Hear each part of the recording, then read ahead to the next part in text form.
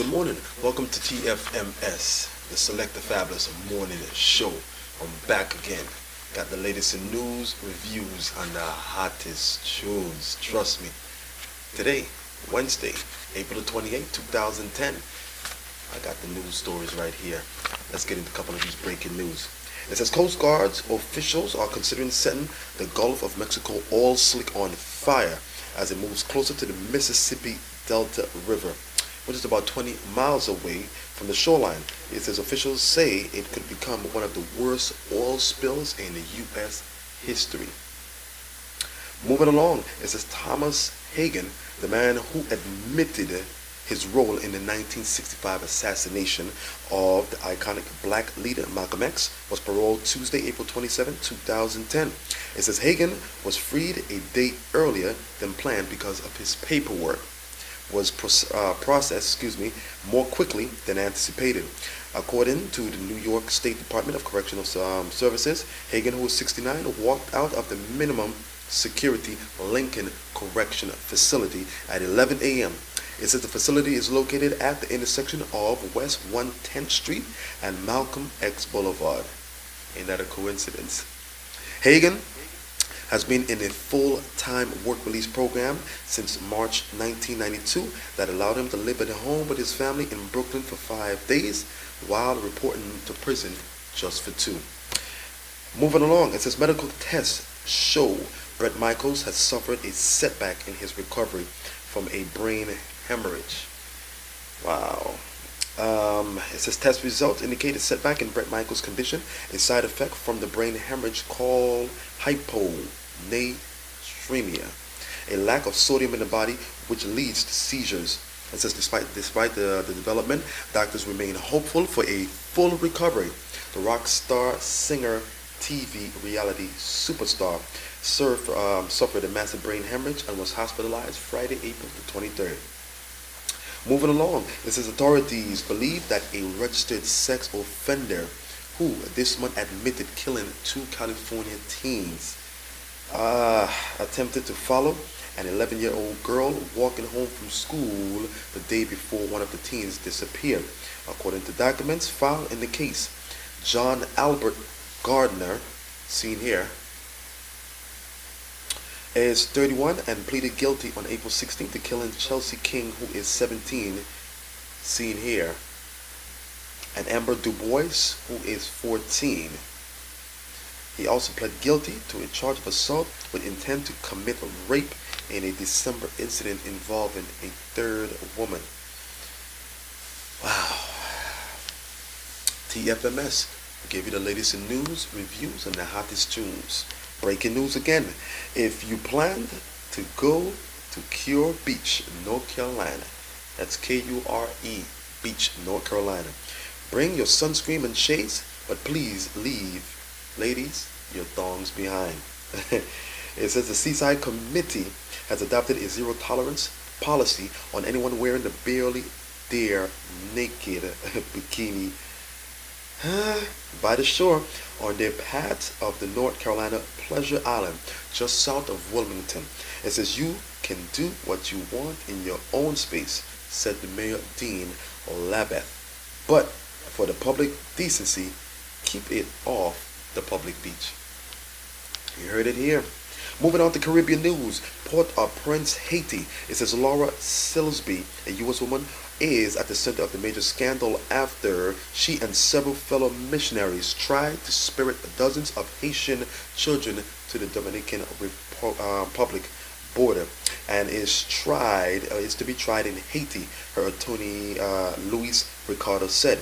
No date has been set yet, but Laura Silsby is from Idaho and part of her missionary group who was detained at the border with the Dominican Republic on kidnapping charges following the devastating earthquake in Haiti.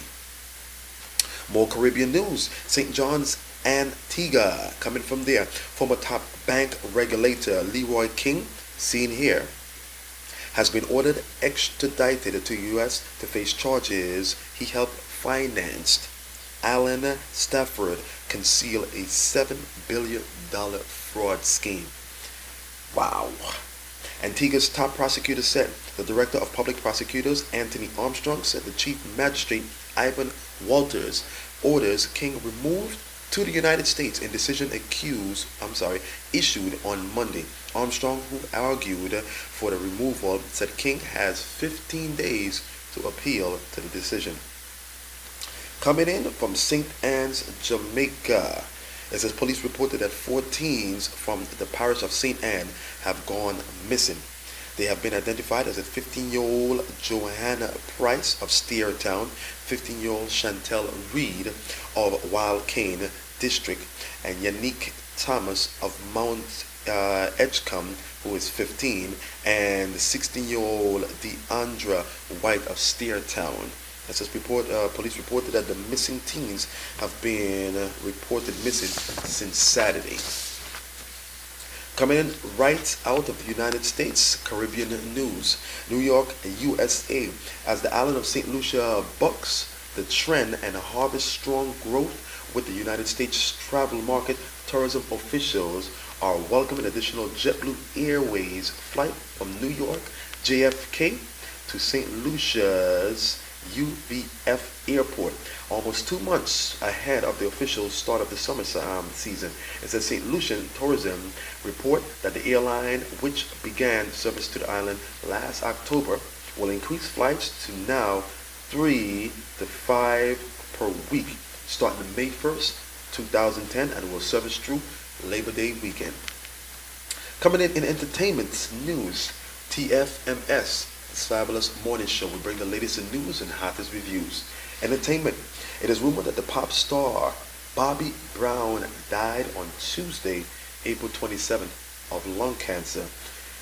A little skeptic about this news right here, but don't really know the details to this story. No one has confirmed or denied this, but it is running rampant on the internet. Former Platinum rapper DMX, whose real name is Earl Simmons, has filed a lawsuit against an agency hired for failing to retrieve his song royalties.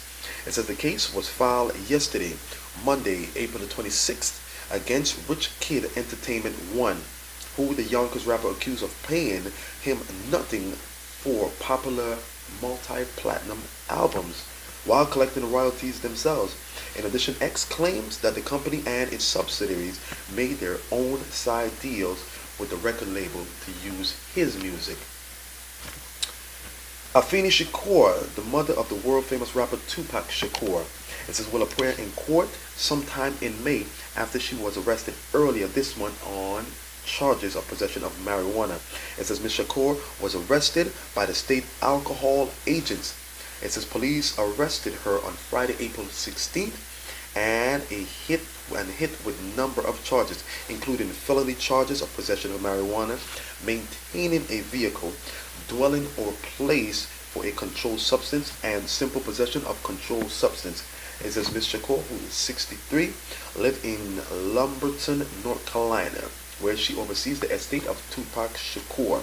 It says Ms. Shakur was released on $10,000 bond and is due in court in Robertson County District Court on May 10th. The Fabulous Morning Show. This is what I do. I keep giving you the latest in news and reviews and the hottest tunes. And right now, dominating the pop charts, real quick highlights. It says B.O.B. Bruno Mars, Nothing on You. #1 hip-hop track still remains Ludacris featuring Nicki Minaj, My Chick Bad. #1 on the R&B track still remains Monica, Everything to Me. And this week's #1 reggae track still on the airwaves, Hand in the Ear, Assassin. Selector Fabulous, I bring it to you live and direct each and every time. The latest in news and reviews and the hottest tunes. The TFMS Morning Show. Catch you guys on the flip side.